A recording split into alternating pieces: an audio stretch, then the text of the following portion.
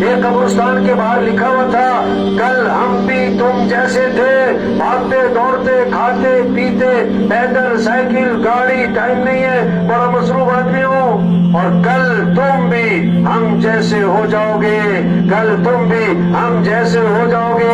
ایک قبر کے اوپر کتبہ لگا ہوا تھا، یہ میرا بڑا وہم تھا کہ میں بڑا اہم تھا۔